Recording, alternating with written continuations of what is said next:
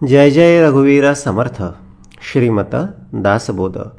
दशक 14वा. अखंड ध्याननाम. समास 9वा. शाश्वत निरूपणनाम. श्रीराम समर्थ. पिंडाचे पाहिले कौतुक, शोधिला आत्मानात्मा विवेक. पिंड अनात्मा, आत्मा एक सकळ करता. जय जय रघुवीर समर्थ. 14वा दशक अखंड ध्याननाम आणि यातील 9वा समास दिला शाश्वत निरूपणनाम. 9वा समास शाश्वत का दिला? कारण 8व्यामध्ये अखंड ध्यान दाखवलं. अखंड ध्यानाचा परिणाम काय होणार आहे की बोलले ध्याता, ध्येय आणि ध्यान या तिन्ही भूमिका एकच होऊन स्वरूपाची ओळख आत्मरूपामध्ये होणार आहे. मग हे सगळं झाल्यानंतर बाहेरचं सगळं अवडंबर त्या ठिकाणी दृश्यमान फक्त ते उरून जातं. दृश्यापुरतं सगळं उरतं. स्वरूप पहा, स्वरूप पहा. स्वरूप पाहिलं ना की विश्वरूप कळून येतं. विश्वरूप कळून येतं की हे बाबा काहीतरी निमित्त मात्र सगळं आहे, दृश्य मात्र सगळं आहे, भासमान सगळं आहे आणि कालांतरानं हे सगळं लोप पावणारं आहे.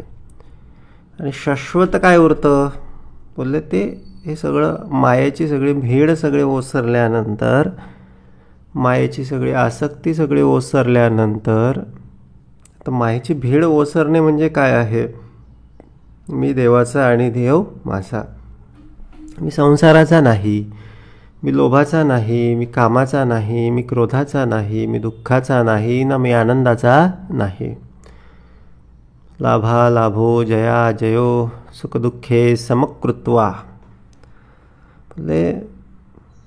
एक काहीच फरक पडत नाही. कशामुळे फरक पडत नाही? जेव्हा शाश्वताची ओळख होते तेव्हा फरक पडत नाही.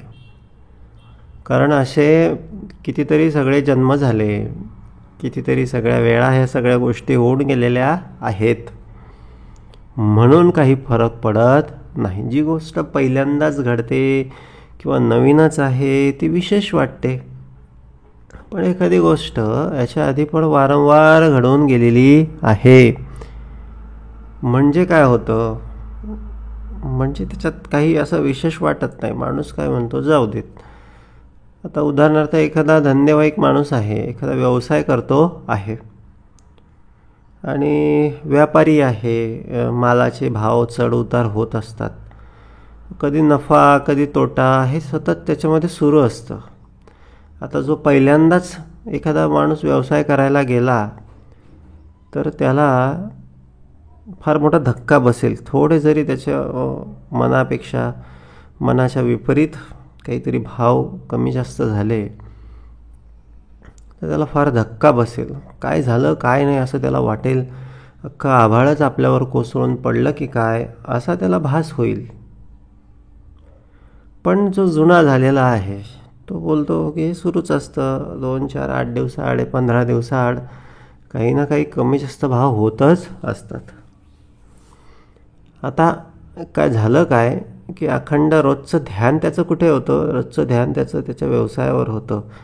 आणि ह्या अखंड ध्यानाच्या माध्यमातून काय झालं तर बोलले त्याच्याकडची त्याला सत्य उमगलं. त्या व्यवसायाच्या मागचं सत्य उमगलं. हेच समर्थ आपणाला सांगू बघत आहे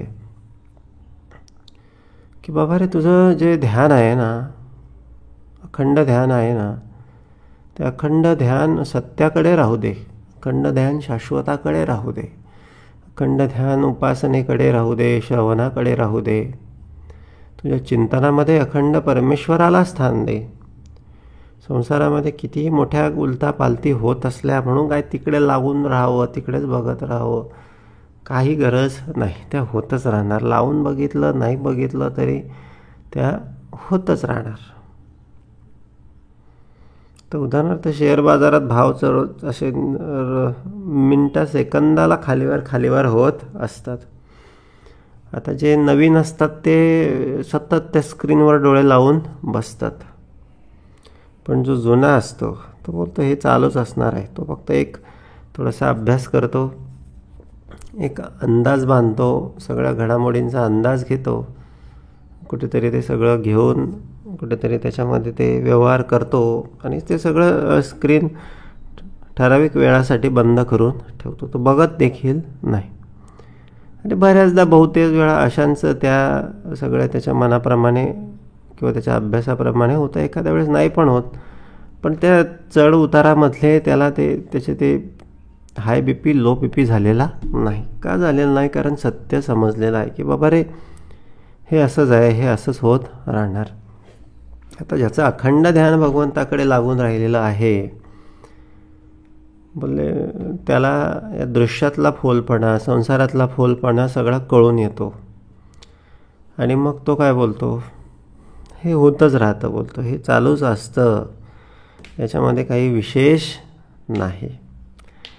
बोलले हेच आहे अखंड ध्यान. अखंड ध्यान बोलले ध्यानामध्ये खंड पडू नये. कोणाच्या? ईश्वराच्या. म्हणून काय वेगळंच आपण बसलो पाहिजे किंवा वेगळं सगळं सर्व सोडून दिलं पाहिजे असं काही नाही. जे आहे ना बाबा ते त्याच्यासाठीच करतो आहे अशा भावनेनं आपण केलं पाहिजे. ईश्वरीय भावनेनं आपण केलं पाहिजे. कर्तव्य भावनेनं आपण केलं पाहिजे. हे माझ्यासाठी नाही तर बोलते त्या परमेश्वरासाठी मी करतो आहे अशा भावनेनं केलं पाहिजे. झालेलं कर्म त्याचंच होतं, त्यानेच करून घेतलं. आता जे फळ आहे हे त्याला त्याच्या इच्छेला अनुकूल आहे किंवा त्याला मान्य आहे ते आहे. म्हणून तो फळाबद्दल देखील फारशी चिंता करत नाही. फळ देखील त्याला अर्पण करायला आपण शिकलो पाहिजे. बोलले फळ मात्र आपण स्वतःकडे ठेवायला बघतो.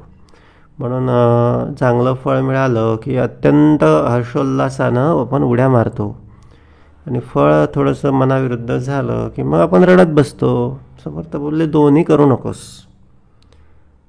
जसं तू कृती करत असताना, कार्य करत असताना हे ईश्वराचं आहे म्हणून केलं, तसं फळ देखील ईश्वराचं आहे. फळ आलं किंवा फळ मिळण्याच्या वेळेस किंवा फळ मिळाल्याच्या नंतर देखील आपण आपलं ध्यान फळाकडे न लावता बोलले तो जो फलदाता आहे, सर्व फळे देवापाशी. बोलले जो सुखकर्ता आहे, जो दुःख हरता आहे, फळं येत राहणार, जात राहणार. झाडाला किती वेळा फळं लागतात? असंख्य फळं लागतात. आणि बहुतेक काही झाडं अशी असतात की 12 महिने त्यांना फळं असतात किंवा काहींना 2-2, 3-3 सीझन फळ येतात. बोलले संसाराचं फळ हे 12 महिने 24 तास चालणारं फळ आहे, झाड आहे. त्यामुळे याच्या फळांचा फारसा विचार करू नये. हे आलेले न आलेले, चांगले असलेले, वाईट वाटत असलेले, मनासारखे वाटत असलेले, मनाच्या विरुद्ध वाटत असलेले सर्व फळं त्याला अर्पण करायची. आणि पुनश्च हरिओम. बोलले पुनश्च हरिओम म्हणजे पुनश्च आपण आपल्या त्या एका मुख्य ध्यानाकडे आपण लागून राहिलो पाहिजे. मुख्य ध्यानाचे लक्षण काय आहे तर बोलले सर्व त्या ठिकाणी एकत्व पावलेलं असतं. द्वैत भूमिका त्या ठिकाणी नसते. अवघा रंग एक झाला अशी भूमिका झाली पाहिजे, अशी भक्ती घडली पाहिजे. हेच अखंड ध्यानाचं सगळं लक्षण आहे. ध्यान धरिते ते कोण, ध्यानी आठवते ते कोण, दोन्हीमध्ये अनन्य लक्षणं असले पाहिजे असं गेल्या समासात समर्थांनी सांगितलं. धरतं कोण, आठवतं कोण, म्हणजे एकच असलं पाहिजे. अन्य सहज भक्ती करता करता, देवाची सगळी उपासना करता करता देवरूप आपण झालो पाहिजे. आपल्या सगळ्या इच्छा, आकांक्षा, कामना आपण सगळं त्या ईश्वराला अर्पण करून टाकल्या पाहिजे. बोलले ही भूमिका म्हणजे मोक्ष आहे आणि हेच अखंड ध्यान आहे. आणि ही भूमिका प्राप्त झाल्यानंतर बोलले शाश्वताची ओळख आहे. म्हणून पिंडाचे पाहिले कौतुक, शोधिला आत्मानात्मा विवेक, पिंड अनात्मा आत्मा एक सकळ करता. पण मग हे सगळं पाहिल्यानंतर कळतं की पिंडाचं कौतुक किती कौतुक करावं, किती नाही. कितीही केलं तरी हाती धुपाटानं आलं अशीच अवस्था होणार आहे. म्हणून जेवढं आवश्यक असेल, जेवढं कार्याकारण असेल, जेवढं शास्त्रशुद्ध असेल तेवढंच पिंडाचं कौतुक करावं. पिंड म्हणजे देह, पिंड म्हणजे शरीर, पिंड म्हणजे हे सगळं भौतिक सगळं जगत. पिंडाचे पाहिले कौतुक, शोधिला आत्मा नात्मा विवेक, पिंड अनात्मा आत्मा एक सकळ करता. पिंड काय आहे? पिंड अनात्मा आहे आणि आत्मा एक सकळ करता. आत्माच सगळं काही आहे. म्हणून बोलले आता पिंडाचं कौतुक, देहाचं कौतुक, देहाचं लांगुल चालन कशासाठी किंवा कुठपर्यंत? आत्म्यास अनन्यता बोलिली, ते विवेके प्रत्यय आली, आता पाहिजे समजली ब्रह्मांड रचना. आता आत्म्याला अनन्यता दाखवलेली आहे. आता ती कोणाशी अनन्यता दाखवलेली आहे? तर बोलले त्या परमात्म्याशी अनन्यता दाखवलेली आहे. कारण तेच आपल्याला साधायचं आहे. ध्यानामधून, उपासनेमधून, श्रवणामधून बोलले ही अनन्यतेची अनुभूती करणे हेच ध्यान आहे किंवा हीच उपासना आहे किंवा हीच भक्ती आहे. नाही अभक्त तो भक्त, म्हणजे वेगळा नाही असा जो आहे तो भक्त आहे. म्हणजे कोण? म्हणजे अर्थात ही सगळी भूमिका एकच आहे. म्हणून आत्म्यास अनन्यता बोलली. तर ही अनन्यता ध्यानाच्या माध्यमातून, म्हणून ध्याता, ध्येय आणि ध्यान यांच्यामध्ये एकरूपता आली पाहिजे किंवा यांच्यामध्ये अनन्यता झाली पाहिजे किंवा हे सगळ्या मायेचा विसर पडला पाहिजे किंवा मायेमध्ये असणारं सगळं जे रस आहे मनाचा किंवा देह इंद्रियांचा तो रस निघून गेला पाहिजे. आणि काय भूमिका उरली पाहिजे? कार्याकारण भूमिका. म्हणजे आहे तितके सगळे देवाचे. एक विश्वस्ताची भूमिका. आता भाड्याचं घराचं बघा ना, तर भाड्याचं घर असतं. या भाड्याच्या घरामध्ये आम्ही काही दिवस राहतो आणि कदाचित दुसऱ्या गावाला काही बदली झाली म्हणा किंवा नवीन घर बांधलं म्हणा, अशा ठिकाणी आम्ही निघून जातो. आता ज्या भाड्याच्या घरामध्ये आम्ही आधी राहत होतो त्याच्याबद्दल नंतर आपण काहीच विचार करत नाही. तिथे कोण राहत असेल, त्याने ते घर कसं ठेवलेलं असेल किंवा तो शेजाऱ्यांशी कसा वागत असेल, आपल्याला काही देणं घेणं नसतं. कारण आपल्याला माहिती असतं की घर कसं होतं, घर भाड्याचं होतं, घर काही आपलं नव्हतं. मग बोलले हे अशीच भूमिका ध्यानाच्या माध्यमातून किंवा हे पिंडाचं सगळं कौतुक पाहिल्याच्या नंतर, मायेचं सगळं कौतुक पाहिल्याच्या नंतर, ब्रह्मांडाचं सगळं कौतुक पाहिल्याच्या नंतर मनुष्याकडे प्राप्त होते. जोपर्यंत हे सगळं कौतुक कळत नाही किंवा जोपर्यंत हे सगळं मायेचं हे सगळं परकेपण किंवा भाड्याची माया आहे हे आमच्या लक्षात येत नाही, तोपर्यंत मग आम्ही बोलले त्या अनावश्यक सगळं इंटरेस्ट तिथे सगळा घालत राहतो. तसं पाहिलं तर आम्हीच सगळे या जगामध्ये पाहुणे आहोत. म्हणजे 2 दिवसाची वस्ती कुठेतरी करावी अशी समर्थांनी आम्हाला फार पूर्वी आणि बऱ्याचदा सांगून ठेवलेलं आहे. पाहुणा मनुष्य काय करतो? येतो मस्तपैकी, छानपैकी,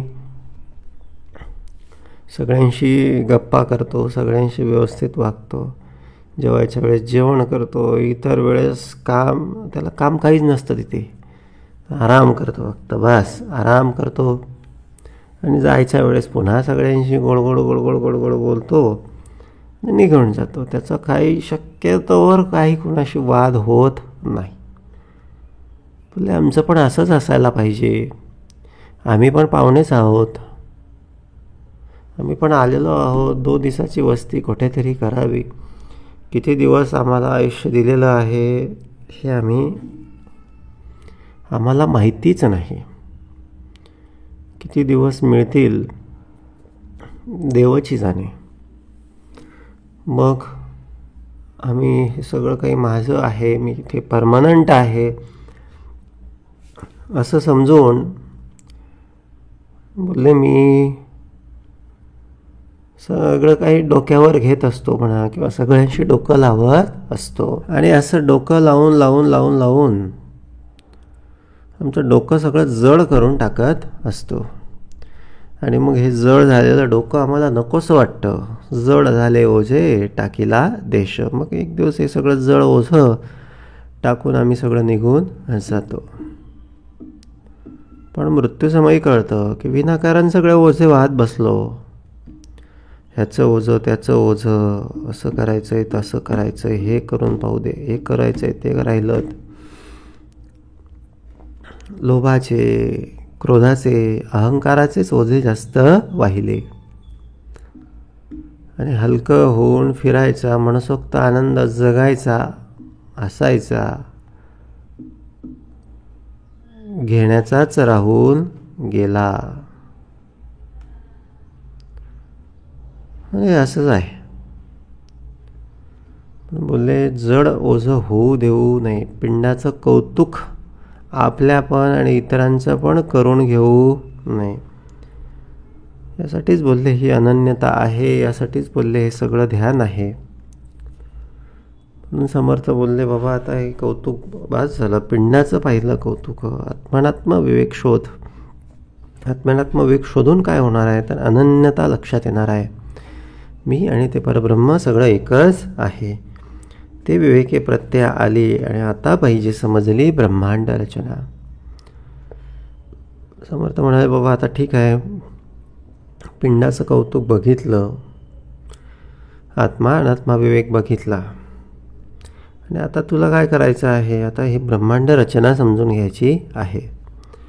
ही ब्रह्मांड रचना का समजून घ्यायची आहे? कारण त्याच्यातून शाश्वत कळणार आहे. शाश्वत कोण आहे म्हणजे फायनली उरतं कोण, तो शाश्वत आहे. हे सगळा अट्टाहास, हा सगळा उहापोह झाल्याच्या नंतर उरतं कोण बोलले हे सगळं कळून घेण्यासाठी बोलले हा सगळा अट्टाहास आहे. समर्थ पुढे काय सांगतात, आत्मानात्म विवेकपिंडी सारा सार विचार ब्रह्मांडी विवर विवरो हे गोडी घेतली पाहिजे. बाबा जसा आता पिंडाकडे आत्मानात्म विवेक शोधला, सार असाराची भूमिका शोधली, तसेच भूमिका ब्रह्मांडाकडे शोधायची आहे. की हे ब्रह्मांड दिसायला तर दिसतंच आहे, खूप मोठं आहे, सागर आहे, खूप मोठे मोठे देश आहे, अमेरिका आहे, रशिया आहे, चायना आहे, इंडिया आहे. त्यांचे ते सगळे वेगवेगळे रूल्स आहेत, रेग्युलेशन आहेत, भांडणं आहेत, न्यूक्लिअर वेपन्स आहेत, वेगवेगळ्या डील्स आहेत, ट्रेड वॉर्स आहेत, खूप साऱ्या अशा गोष्टी आहेत. पण ह्याच्यात सार काय आहे हे शोधायला समर्थांनी सांगितलं. सारा सार विचार ब्रह्मांडी विवर विवर हे गोडी घेतली पाहिजे. बाबा ब्रह्मांडातला सारा असाराचा विचार जेव्हा शोधशील, त्याचं विवरण करशील, तेव्हा तुला खरी गोडी कळेल. तोपर्यंत काही गोडी कळणार नाही. म्हणून बोलले ही गोडी अनुभवायची असेल तर बोलले सारा साराचा विचार की जो अखंड सद्गुरू श्रवणातून आम्हाला मिळत असतो, सद्गुरू उपासनेतून मिळत असतो, नामस्मरणातून आमच्या पिंडाकडे उभा राहत असतो, हा विचार घेतला पाहिजे. याच्यातून गोडी येणार आहे. बरेच जण बोलतात की जीवनामध्ये आयुष्यामध्ये काही रस वाटत नाही, काही इंटरेस्ट वाटत नाही, समर्थ तेच सांगतात, बाबा तुला ही गोडी वाटायची असेल आयुष्यामध्ये तर विवेकानं राहायला लागेल, नाहीतर असे सगळे कितीही सगळे विषय भोगले, इंडिया सोडून आणखी कुठे वेगवेगळ्या सगळ्या ठिकाणी सगळा फिरून आला, गोव्याला गेला, थायलंडला गेला, स्वित्झर्लंडला गेला, बोलले येऊन परत जाऊन परत येशील, पण काही नाही, पुन्हा सगळं तेच, सगळे हौसी नवसी सगळं उपभोग सगळे घेऊन येशील, पण गोडी किती दिवस, तेवढं आहे, खातो आहे, पितो आहे, झोपतो आहे तोपर्यंत, आणि सगळं झाल्याच्या नंतर मात्र काय आहे, पुन्हा सगळं उदासवाने कंटाळवाने पुन्हा नवीन काहीतरी.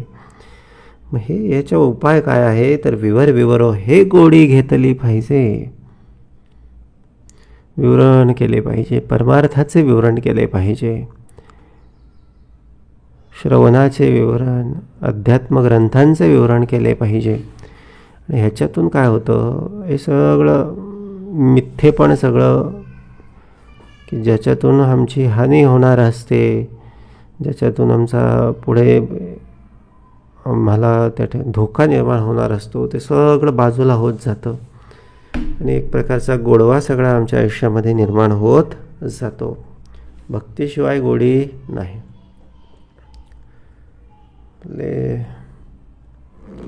भक्तीमध्ये गोडी नसती तर असे लोक असे तुकोबांसारखे डोंगरावर जाऊन असे विनाकारण सगळे विठ्ठल विठ्ठल करत बसले नसते. नाथांसारखे आणखीन वेगवेगळे सगळे सावतामाळी, नरहरी सोनार, नामदेव चोखामेळा,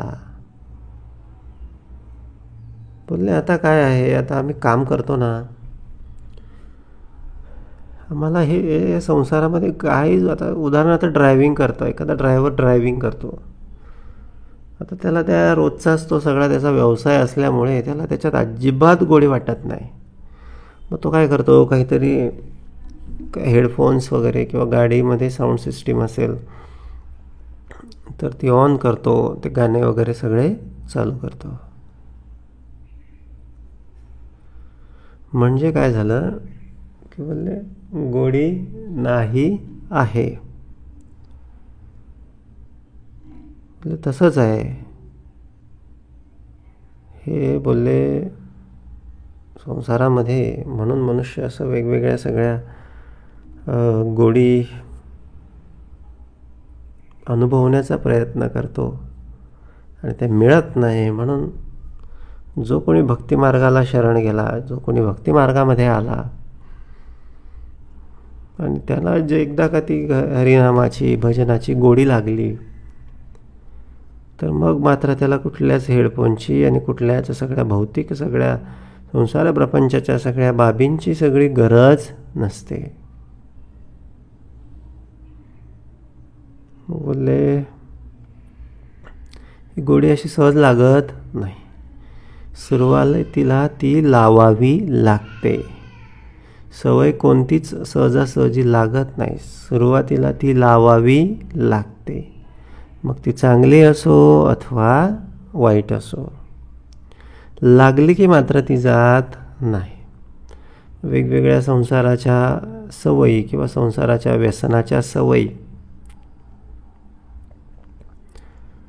बोले आज समर्थांनी आम्हाला सांगितलं की त्याच्यात काही नाही बाबा, कितीही सगळं करशील शेवटी पश्चाताप सगळा हाती लागणार आहे. पुढे सर्व जाईल काही न राहे, पुढे याच्यातलं हे सगळं काहीच राहणार नाही, हे सगळं जाणारं आहे. विचारे म्हणा तुझी शोधून पाहे. मग असं हे सगळं ज्याच्यातून पश्चाताप हाती लागणार आहे, ज्याच्यातून वेळ काळ श्रम पैसा सगळं वाया जाणार आहे आणि पुढे पश्चाताप करावा लागणार आहे, अशा संगतीची जनी कोण गोडी, जिये संगतीने मती राम सोडे. म्हणजे अशा संगतीची काय गोडी लावून घेतो बाबा, अशा संगतीची काय सवय लावून घेतो. जरी सुरुवातीला भजन करावंसं वाटत नाही, जरी सुरुवातीला भक्ती करावीशी वाटत नाही, तरी बोलले करत राहिलं पाहिजे, कारण तेच शाश्वत आहे. पिंडाचे कौतुक नको, तर कोणाचे कौतुक पाहिजे? आत्म्याचे कौतुक पाहिजे, परमार्थाचे कौतुक पाहिजे, संसाराचे कौतुक नको. म्हणून समर्थ सांगतात की विवर विवरो हे गोडी घेतली पाहिजे. पिंड कार्य ब्रह्मांड कारण याचे करावे विवरण, हेची पुढे निरूपण बोलिले असे. पिंड कार्य ब्रह्मांड कारण, तर कारणपासून कार्य झालेलं असतं, कार्यापासून कारण झालेलं नसतं. आधी कारण असतं काहीतरी म्हणून कार्य होतं. तर आम्हाला काहीतरी काम असतं म्हणून आम्ही एखाद्या गावाला जातो, म्हणजे काहीतरी कारण आहे, काहीतरी हेतू असतो, काहीतरी प्रयोजन असतं. म्हणून पिंड कार्य ब्रह्मांडापासून काहीतरी हेतूनं या पिंडाची निर्मिती भगवंतानं केलेली आहे. आणि ह्या पिंडाच्या माध्यमातून त्याच्या त्या कारणाचा शोध घ्यायचा आहे. ब्रह्मांड आणि आत्मानात्मा विवेक असेल, या सगळ्या पिंड ब्रह्मांडाच्या मागची भूमिका असेल, या सगळ्यांचा शोध घेण्याची भूमिका बोलले पूर्ण करावयाची आहे. असार म्हणजे नासिवंत, सार म्हणजे ते शाश्वत, जयास होईल कल्पांत ते सार नव्हे. मग आता पिंड आणि ब्रह्मांड शोधायचं आहे, शाश्वत अशाश्वत ओळखायचं आहे. व याची खूण समर्थांनी याचा क्रायटेरिया दिला, निकष दिले. मनाला जे नासेल ना ते शाश्वत नाही, ज्याचा अंत होईल ते शाश्वत नाही, आणि ते असार आहे. जे अंत पावत नाही ते सार आहे आणि ते शाश्वत आहे. हा निकष लावून समर्थ आपणाला पुढे पंचभूतांचं सगळं शाश्वतपण सगळं दाखवत आहेत, की कुठलं पंचभूत हे बाबा शाश्वत आहे, किंवा कुठल्या पंचभूताच्या ठाई त्या परमात्म्याचे सगळे गुण आहेत, हे समर्थ आपणाला सांगू बघत आहेत. काय दाखवलं? सगळ्यात आधी पृथ्वी जळापासूनच झाली, पुढे ते जळी मिळाली. तर प्रळयामध्ये हे सगळं दाखवलेलं आहे. पाणी आटून भूगोळ तयार झाला, आणि पुढे जेव्हा प्रळय येतो, निर्मितीच्या वेळेस काय झालं? जळ आटलं आणि त्याच्यापासून पृथ्वी तयार झाली. पण प्रळयाच्या वेळेस काय झालं? महापर्जन्य, हत्तीच्या सोंडे एवढ्याले सगळं धारेचं सगळं पर्जन्य पडलं. त्याच्या आधी ते सगळं कितीतरी वर्ष सगळी पृथ्वी तापलेली असते, त्याची पूर्ण राख अशी सगळा भुगा झालेला असतो. सगळ्या भूमीला अशा मोठ्या मोठ्या दऱ्यांसारख्या फटी पडलेल्या असतात, भेगा पडलेल्या असतात. आणि मग हे सगळं असं हत्तीच्या सोंडेसारखं धार असणारं सगळं पर्जन्य पडतं. आणि काय होतं? पुढे ते जळी मिळाली, आणि पाण्यात ती सगळी पृथ्वी मिसळते, आणि तिचं ते स्थूळत्व गेल्यामुळे काय होणार? ती ब्रह्मांडात त्या पोकळीमध्ये अवकाशात अशी वेगवेगळ्या सगळ्या दिशांनी ते जल शोषून घेतलं जाईल म्हणा, किंवा भिरकावलं जातं. जळाची याचा अर्थ काय झाला? की पृथ्वी बाबा ही काही शाश्वत नाही, ती निर्माण पण झाली आणि नष्ट पण झाली. मग आता पुढे जळाचं तसंच आहे. जळाची उत्पत्ती वाढली तेजापासून, ते जळ तेजे शोषिले, महत तेजे आटून गेले, पुढे तेजची उरले सावकाश. तर बोलले मग जळ कोणापासून? तर तेजापासून निर्माण झालेलं होतं, आणि पुढे ते तेजच त्या जळाला सगळं शोषून घेतं. तेज झाले वायोपासून, वायो झडपी तया लागुनी, तसंच तेजाचं झालं. तेज वायोपासून घासून घासून तेज उष्णता निर्माण झालेली होती, पण पुढे शेवटी तो वायूचं सगळं तेज विझवून टाकतो किंवा थंड सगळं करून टाकतो. वायो झडपी तया लागुनी, तेज जाऊन दाटणी वायोचीच झाली. वायो गगनापासून झाला, मागुता तेथेची विराला, ऐसा हा कल्पांत बोलिला वेदांत शास्त्री. वायो गगनापासून झाला. मग गगन कुठून आलेला होता? तर गगनापासून एक चळाचळ स्थिती निर्माण झालेली होती. चळ असं वायूचं स्वरूप निर्माण झालेलं होतं. त्यालाच कोणीतरी पुढे आधी मूळ माया म्हणून संबोधलं गेलेलं होतं. आणि पण झालं काय, प्रळयाच्या वेळेस त्या निर्वात पोकळीमध्येच तो वायू शोषला गेला, गडूप होऊन गेला, गुडूप झाला, असे नासा झाला. हे त्याचं प्रळयाच्या वेळेचं सगळं लक्षण आहे किंवा त्याची स्थिती आहे. गुणमाया मूळ माया परब्रह्मी पावती लया, ते परब्रह्म विवराया विवेक पाहिजे. मग गुण माया आणि मूळ माया, मूळ मायेपासून हे सगळं झालेलं होतं. बोलले पंचभूते सगळे झालेली होती आणि ती सगळी मिळाली. आणि मग पुढे कोण उरलं? शेवटी मूळ माया, ती सुद्धा काय होते? ते परब्रह्म पावती लया, जिथून निर्माण झालेली होती वायो रूपानं ती सुरुवातीला निर्माण झालेली होती. वायोच संपला, ती मूळ मायासुद्धा संपली. तसंच गुणमायेचं सगळे 3 त्रिगुण सगळे निर्माण झालेले होते. सत्व रज तम, आणि पुन्हा ते सगळे जसे ज्याच्यापासून निर्माण झालेले होते, बोलले पंचभूतांपासून, ते पुन्हा सगळे त्या सगळ्या प्रळयाच्या वेळेस सगळे ते परब्रह्मामध्ये सगळे लय पावले. ते परब्रह्म विवराया विवेक पाहिजे. मग आता समर्थांना इथे काय सांगायचं आहे की बाबा रे, ही सगळे 5 भूतं होती, ती सगळे त्या परब्रह्मात लय पावली.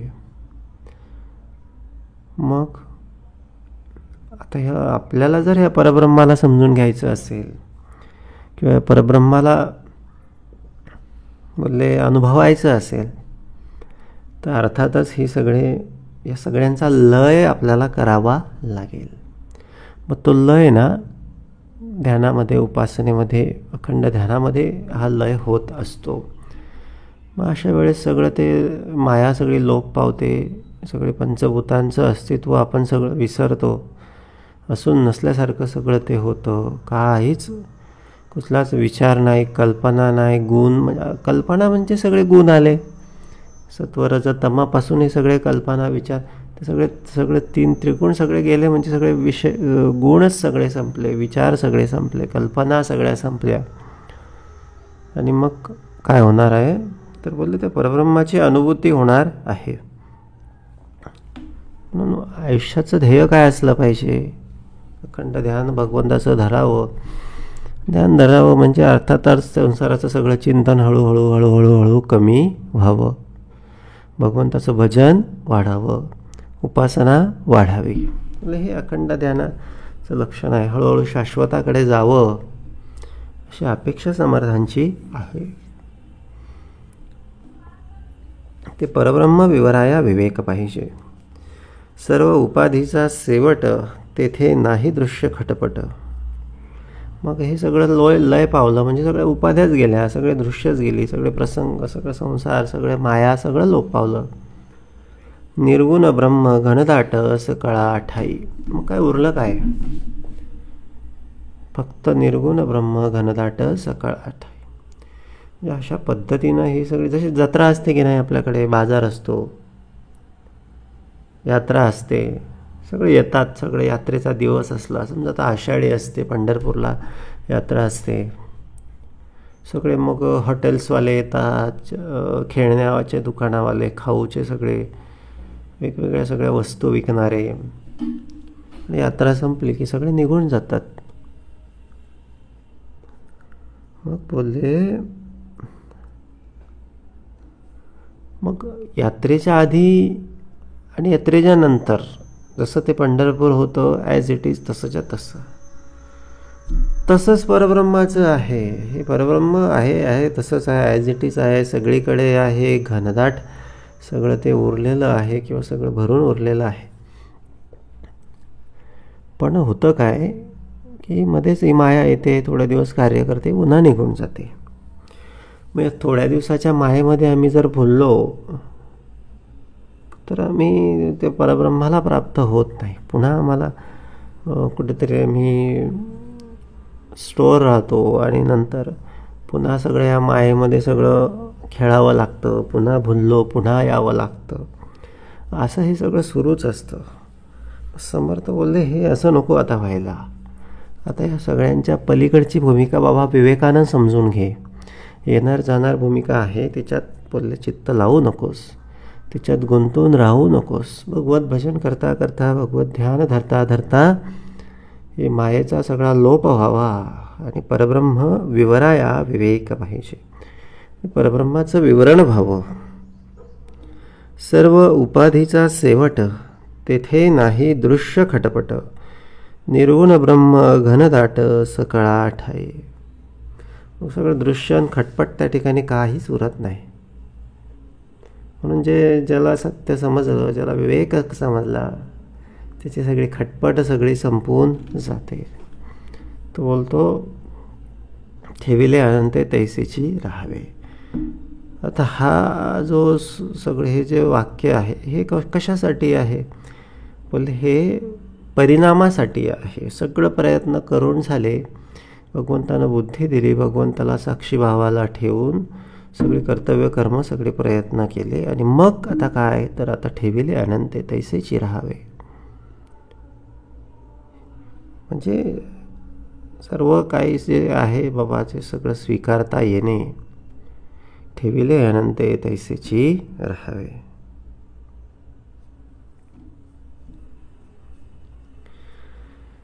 म्हणून बोलले सगळं हे दृश्यातली खटपट सगळी कमी झाली पाहिजे. निर्गुण ब्रह्म घनदाट आहे, त्याची अनुभूती घेतली पाहिजे अधूनमधून का होईना. सध्या अजून आमची नवीन नूतन साधकाची अवस्था आहे. मग आम्ही असं अखंड ध्यानाचं लक्षण अजून तुमच्याकडे जर उभं राहत नसेल तर अधूनमधून असं ध्यान धरून बघावं. ध्यान धरणारं म्हणजे आपण, ज्याचं ध्यान धरणारं आहे तो पण आणि हे शरीर पण, सगळं बोलले हे शरीरच्या अतीत होऊन ध्यान धरणारा आणि ज्याचं ध्यान धरणारा म्हणजे एक स्वतःचंच ध्यान करायचं, स्वतःच्या आत्म्याचं आत्मस्वरूपाचं ध्यान करायचं. असं एक अनुभूती जर आपण 1-2-5 मिनिटं घेऊन बघितली तर ह्या सगळ्या गोष्टी काही ना काही प्रमाणात आपल्याला सगळ्या कळून येतात. एक प्रचंड ऊर्जा आपल्याकडे आल्यासारखी आपणाला वाटते. एक प्रचंड जडत्व आपलं सगळं निघून गेल्यासारखं वाटतं. आपणच आपलंच ध्यान करायचं. आपलंच ध्यान, आपलं जे मूळ स्वरूप आहे, आत्मस्वरूप, अनन्यपणा, आत्म परमात्मा अनन्यपणा.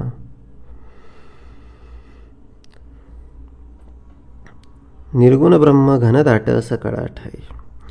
उदंड कल्पांत झाला तरी नाश नाही तयाला, माया त्यागे शाश्वताला ओळखावे. आणि असं आहे जे किती कल्पांत झाला, काही झालं तरी ज्याला नाश नाही असं हे आहे. माया त्यागे शाश्वताला ओळखावे. त्यासाठी मायात्याग करायला लागेल. मायात्याग हेच शाश्वताचं ओळखण्याची खूण आहे. मायेचा सगळा मळ सगळा धुवून काढणे हेच शाश्वताला म्हणजे ओळखण्याची खूण आहे. आता शाश्वत कसं तर समजा आपल्या घरी पोर्च आहे, आता पावसाळ्याचे दिवस आहे, बाहेरून गाड्या वगैरे आपण आपल्या पार्किंगमध्ये लावतो, तर त्याच्यामध्ये काय होतं, ते टाईल्सला चिखल लागतो. आता बोलले तिथे चिखल आधी होता का? नाही, काहीतरी आलं आणि म्हणून त्या ठिकाणी काय झालं, चिखल निर्माण झाला. मग आता उपाय काय? माया त्यागे शाश्वताला ओळखीत जावे. मायाचा त्याग कसा करायचा? धुवून काढायचा, नळी लावायची, बटन दाबायचं, बोरिंग असेल काय असेल प्रेशरने सगळं धुवून टाकायचं. मग खाली काय उरतं? फक्त शाश्वत. तो सगळा चिखल वगैरे सगळं माती वगैरे सगळं धुवून निघालं. मायेचा त्याग झाला. धुवून काढायचं. उपासनेची मोटर लावायची, नामस्मरणाची मोटर लावायची, श्रवणाची मोटर अखंड सुरू ठेवायची आणि सगळा माया त्याग, सगळा मळ सगळा धुवून काढायचा. माया त्यागे शाश्वताला ओळखावे. शाश्वताला ओळखण्याची ही खूण आहे. संपूर्ण माया त्याग म्हणजे माया त्या सगळ्या त्या शाश्वताला प्राप्त करणे म्हणजे काहीच नाही करणे, फक्त माया त्याग करणे.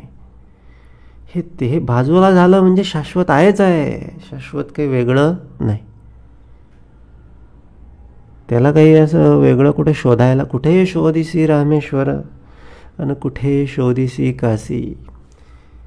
हृदयातील भगवंत राहिला हृदयातून उपासी. म्हणजे हृदयात शोधायला जावं, त्याच्या आधीतला कल्पनांचा वासनांचा सगळा मळ लागतो ना, ते दिसतच नाही. ते सगळं ते कल्पना वासनांचा मळ सगळा धुतला गेला की मग काय उरतं? तर ते खाली त्या ठिकाणी शाश्वताचं सगळं उरत जातं. देव अंतरात्मा सगुण, सगुणे पाविजे निर्गुण, निर्गुण ज्ञाने विज्ञान होत असे. तर देव आपण आहे. देव कुठे आहे? अंतरात्मा रूपानं तो आपल्या आतमध्येच बसलेला आहे. सगुणे पावे, त्याच्या मदतीनं आपल्याला निर्गुणाला प्राप्त करून घ्यावायचं आहे. म्हणजे सत्य शाश्वताची अनुभूती घ्यावायची आहे. देवत्व तर आपल्याच ठाई आहे, फक्त प्रकट करण्याची गरज आहे. हनुमंतासारखी. हनुमंताचं काय झालं? बोलले माता सीतेचा शोध घेत असताना जांबुवंत आणि हनुमंत त्या लंकेच्या सगळ्या सागर किनाऱ्यावर ऐलीकडे म्हणजे आपल्या भारताकडे येऊन पोचले. आणि आता आपल्यामध्ये एवढी शक्ती नाही किंवा आपण आपल्यातलं कोणीच आता या समुद्र पार करून जाऊ शकत नाही, अशी त्यांच्यामध्ये चर्चा सुरू झाली. पण हनुमंताकडे ही शक्ती आहे ही जांबुवंताला माहिती होतं.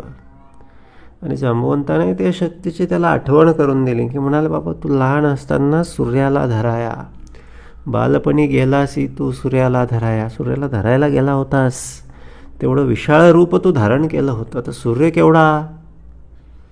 आपले हे सगळे Bharat, America, Japan, Australia, Africa, हे सगळे खंड मिळून जे पृथ्वी बनते ना, अशा पृथ्वीसारखे 9 ग्रह त्या सूर्याभोवती फिरतात. त्यांच्यापेक्षा कितीतरी मोठा तो सूर्य. त्याच्या गुरुत्वाकर्षणानं हे सगळे 9 ग्रह, आणखी ते युरेनस, नेपच्यून, प्लुटो वगैरे ते बाकीचे ते सगळे त्या सूर्याच्या अवतीभोवती सगळे खेचले जाऊन फिरत असतात.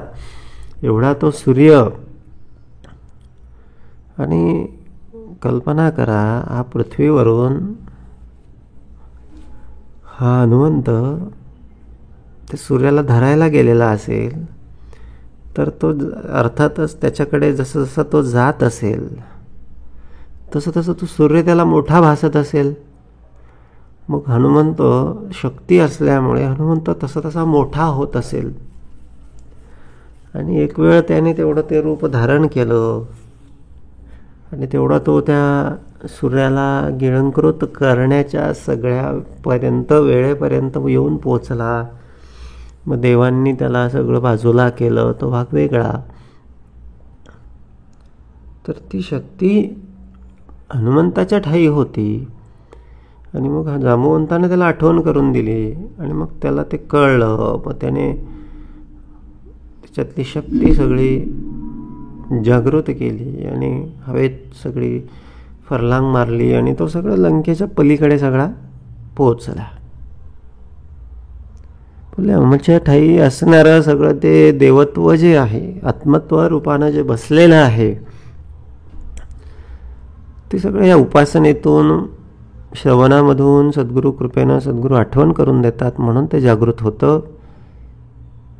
आणि मग त्याच्या मदतीनं आम्हाला त्या परब्रह्माला सगळं ओळखायचं आहे, त्याला शरण जायचं आहे.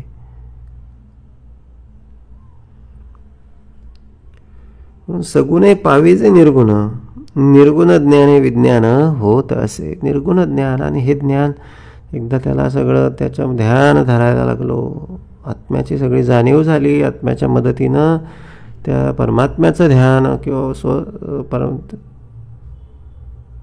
अखंड ध्यानाची अवस्था प्राप्त झाली की मग काय होतं, त्याचं विज्ञान होतं. एक असं काही एक विशेष असं तत्व सगळं, अशी काही भूमिका आमच्या ठाई आतमध्ये प्रकटते की मग त्याच्या पुढे काही जाणणे राहत नाही. जाणणारा आणि ज्याला जाणलं ती भूमिकाच सगळी एक होऊन जाते. त्यालाच विज्ञान बोललं गेलं. निर्गुण ज्ञान हे विज्ञान होत असे. म्हणून कल्पनेतीत जे निर्मळ, ते कल्पनातीत आहे, जेथे नाही मायामळ, मिथ्यत्वे दृश्य सकळ होत जाते. आणि असं त्याचं ध्यान धरलं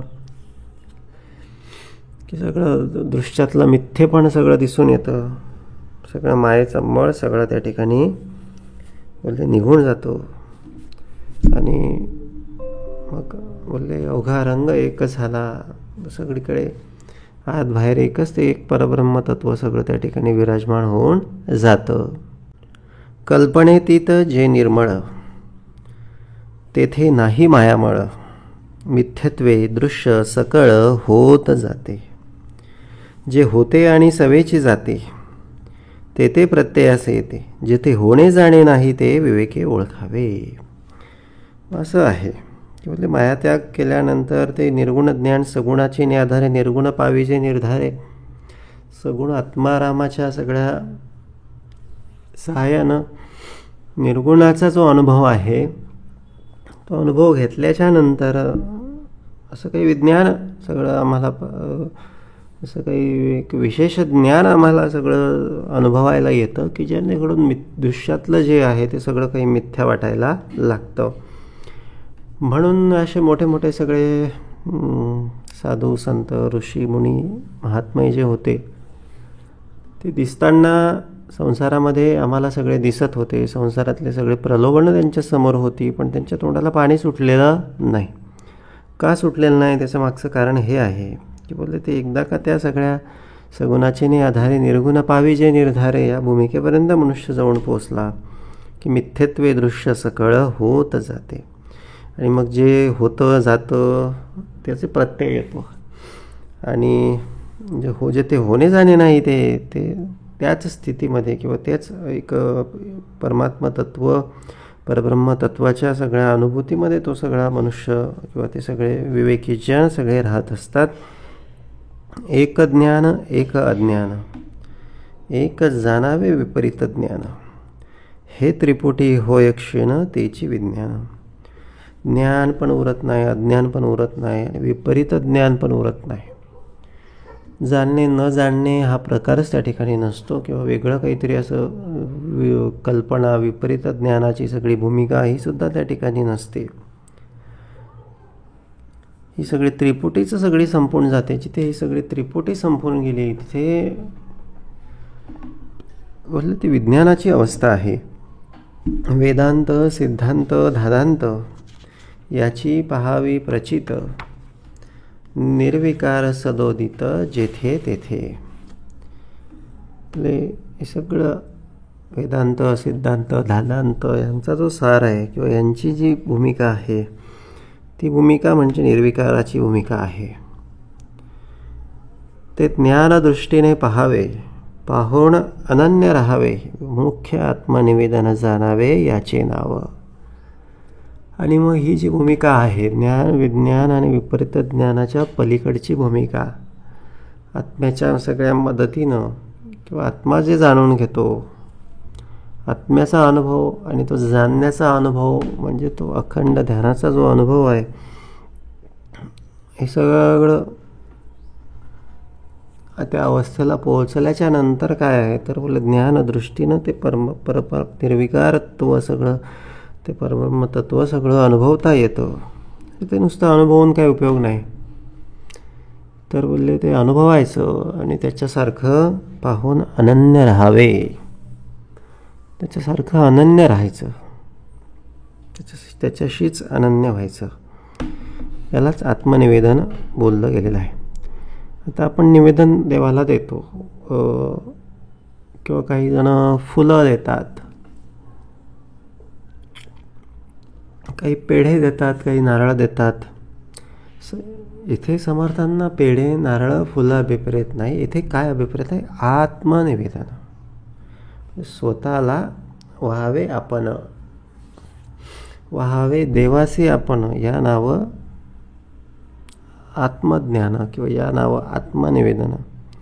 व्हावे देवासी आपण, आपण आपलं सर्वस्व देवाला वाहून टाकणे. म्हणजे आपलं तिथे काहीच उरत नाही. तिथे उरतं काय मग? तिथे फक्त आहे तितुके देवाचं, आहे तितुके देवाची एकच भूमिका त्या ठिकाणी उरलेली असते.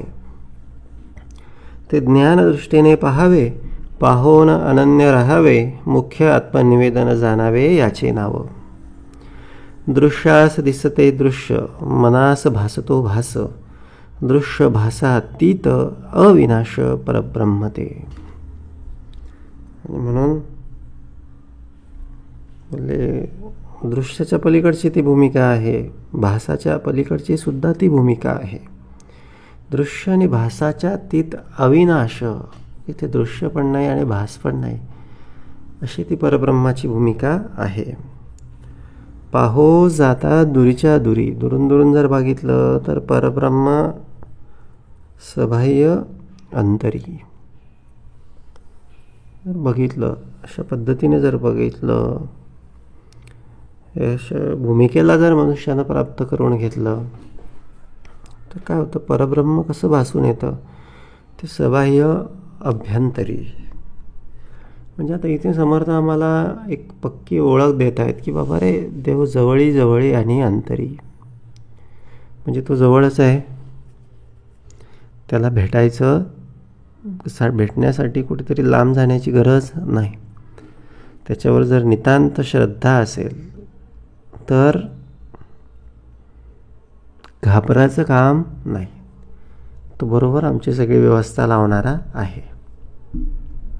आणि बोलले तो बघतो आहे सगळं, याची पक्की जाणीव आमच्याकडे असली पाहिजे. कारण तो कुठे आहे? सबाह्य अंतरी. पण आम्हाला ते मान्य पाहिजे किंवा आम्ही त्याला ते बघू दिलं पाहिजे ना. आम्ही अविश्वास करतो आणि त्याच्यासमोर पडदा लावून देतो की तू काहीच बघू नको, देवाचं काही खरं नाही, देव काही चांगला नाही, देव काही चांगल्याचा राहिलेला नाही, मी देवाचं एवढं करतो, देव माझं काहीच करत नाही. असं हे काय झालं? हे पडदे लावणं झालं. बोलले हे असं आम्ही करून त्याला पडदा लावत असतो, पण तसं करू नये. तो आहेच आहे, जवळीच आहे. विश्वासानं राहावं, त्याला शरण जाऊन राहावं, मग तो वाहतो चिंता विश्वाची. तो सगळी काळजी करणारा आहे. परब्रह्म सबाह्य अंतरी, अंतची नाही अनंत सरी, कोणास द्यावे. ते सबाह्य अंतरी आहे, त्याला मर्यादा नाही, त्याच्या देण्याला पार नाही, त्याची सर कोणाला येणार नाही, त्याची उपमा कोणास द्यावी. तो कोणासारखा आहे असं काय सांगावं? तो त्याच्यासारखाच आहे. चंचळ ते स्थिरावेना, निश्चळ ते कदापि चळेना. आभाळ येते जाते गगना चळण नाही. म्हणून बोलले जे चंचळ आहे ते कधीच स्थिर राहत नाही, ते जाणारच आहे. आणि जे निश्चळ आहे ते कदापि चळत नाही. म्हणून अशी निश्चळ भूमिका प्राप्त करून घ्यावयाची आहे. आभाळ येते जाते, गगनामध्ये आभाळ येतं म्हणजे ढग येतात.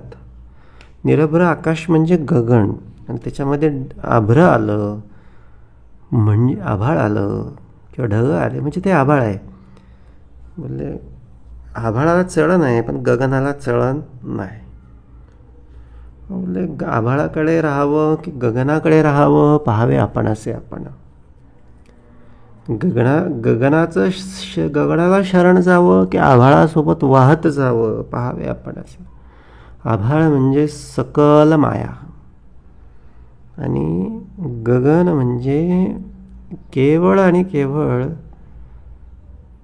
अंतरीचं सगळं, ते अंतरीच्या सगळ्या अखंड ध्यानामधून स्वतःच्या सगळ्या त्या परमात्माच्या सगळ्या बोधामधून त्या निर्गुणाचं धरलेलं निर्गुण अवस्था प्राप्त केलेली जी अवस्था आहे, बोलले ती शाश्वत भूमिका आहे.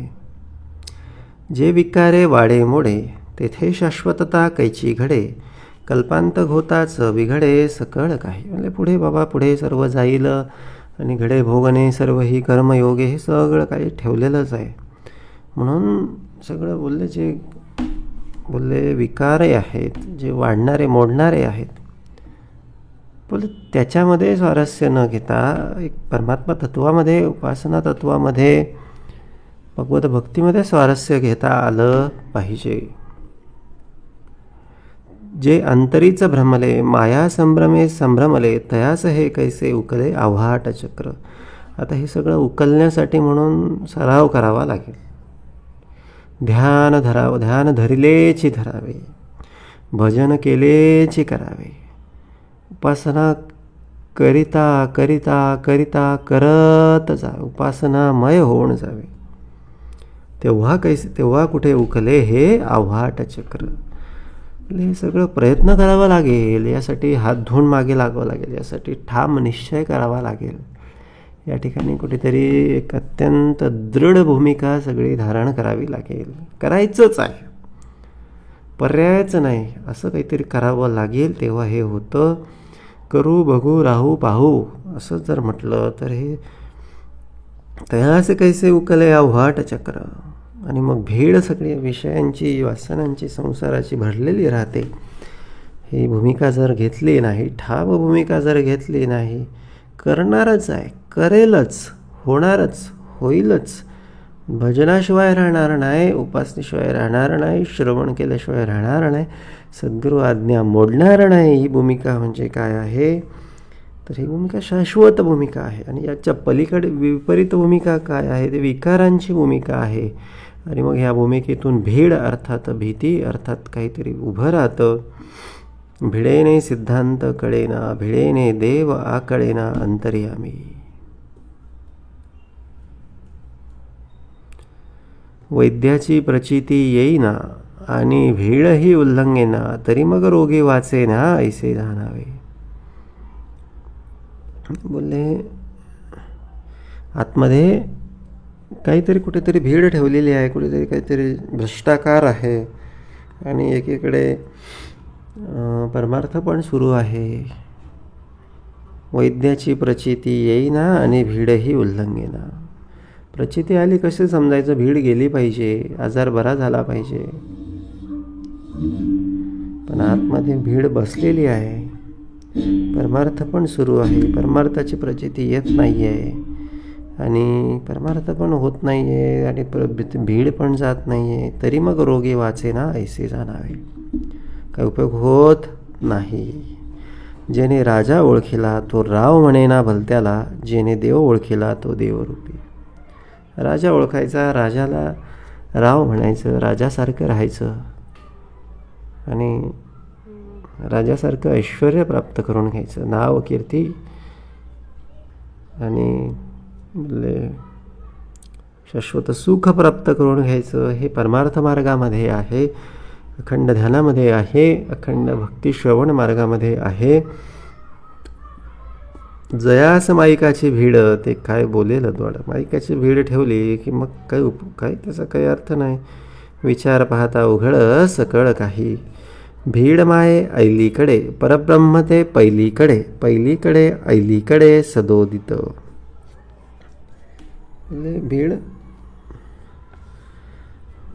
भीड मायेपाशीच आहे, पण परब्रह्म मायेच्या पलीकडे आहे आणि ऐलीकडे पण आहे, पण ते आम्हाला कळत नाही. माया सुख त्यागली तर मात्र मग ते पहिलीकडे कळतं. लटिक्याची भीड धरणे, भ्रमे भलतेची करणे, ऐसी नव्हेत की लक्षणे विवेकाची. म्हणून हे विवेकाचं लक्षण नाही. असं हे लटिक्या लोकांचं सगळं हे कार्य आहे. खोटे अवघेची सांडावे. आता एक दृढ निश्चय करावा, एक संकल्प, एक सार, कन्क्लुजन समर्थ आम्हाला करून देत आहेत की बाबा रे,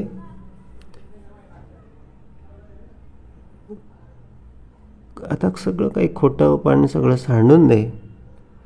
खरेपणाची भूमिका, एक सत्याची भूमिका, परब्रह्माची भूमिका, परमार्थ मार्गाचं आचरण, शुद्ध आचरण अंगीकार. मायाचा त्याग कर आणि माया त्यागे समजावे परब्रह्म. आणि परब्रह्माला जाणून घे, परब्रह्माला ओळखून घे. जे मायेचे लक्षण तेची पुढे निरूपण सुचितपणे विवरण केले पाहिजे. आता मायेचा त्याग करायचा आहे म्हणजे मायेला समजावून घ्यावं लागेल की नाही. मग त्यासाठी आता मायेचे लक्षण समर्थ आपणाला पुढच्या समासामध्ये सांगणार आहेत. येथे श्री दासबोधे गुरुशिष्य संवादे श्वत निरूपणाम समास नववा. जय जय रघुवीर समर्थ.